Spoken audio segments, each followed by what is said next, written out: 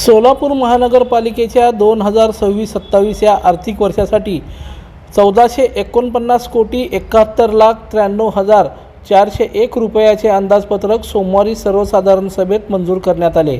स्थायी समिती सभापती रंजिता चाकोते यांनी सभागृहात हा अर्थसंकल्प सादर केला। शहराच्या सर्वांगीण विकासाच्या दृष्टीने सादर करण्यात आलेल्या या बजेटमध्ये पायाभूत सुविधा, स्वच्छता, पाणी पुरवठा, रस्ते विकास आणि सामाजिक उपक्रमांना प्राधान्य देण्यात आले आहे। यावेळी भाजप नगरसेवक किसन जाधव यांनी बजेटवर आपली भूमिका मांडताना प्रशासनाच्या कार्यपद्धतीतील काही त्रुटी सभागृहात अधोरेखित केल्या।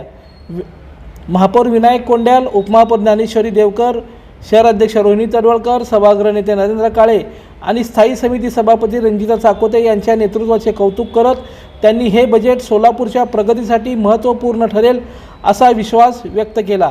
सभागृहामध्ये सभागृह नेत्यांनी 14,49,00,000 रुपयाचा अर्थसंकल्प मांडलाय। तो पाहिला असता सर्वात खरं तर मोठा वाटतो, परंतु या अर्थसंकल्पामध्ये करवाढ करण्यात आलेली नाही आहे।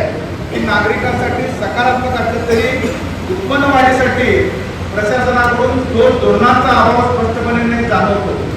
महापालिकेचं स्वतःचं उत्पन्न 924.45 कोटी आहे, शासन अनुदान 347 कोटी आहे आणि कर्ज 111 कोटी आहे। यावरून स्पष्ट होतं की आपण अजूनही मोठ्या प्रमाणावर शासनावर आणि कर्जावर अवलंबून आहोत।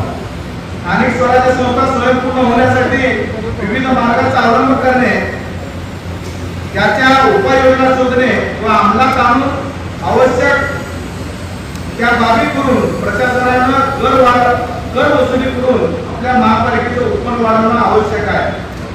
त्याच पद्धतीनं पाणी पुरवठा शुद्ध व स्वच्छ नियमित होण्यासाठी मोठा खर्च आपल्याकडे केला जातो। नागरिक यासाठी खर्च करण्यास तयार आहे। सुरळीत पुरेशा दाबानं पाणी पुरवठा करण्याबाबत उपाययोजना कराव्या। खताचे उत्पन्न निश्चितपणे वाढणार आहे।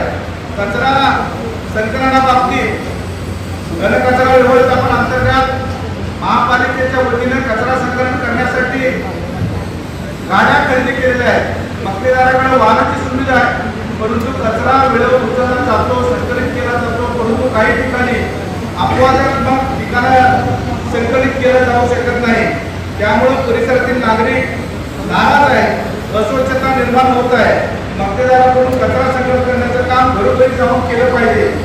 कचरा त्यामुळं गाड्या रस्त्यावर थांबतात आणि नागरिक ते कचरा त्या गाडीमध्ये आणून टाकत असतात। त्यामुळं कचरा खाली पडल्यामुळे सर्वत्र अस्वच्छता निर्माण होते। आपण महापालिकेचं कर खरं तर नागरिकांना वसूल करत असतो, घनकचऱ्याची सुविधा देणं देखील आवश्यक आहे। दर्शन मराठी चॅनलला सबस्क्राईब करा, बेल बटनला क्लिक करा व लाईक करायला विसरू नका।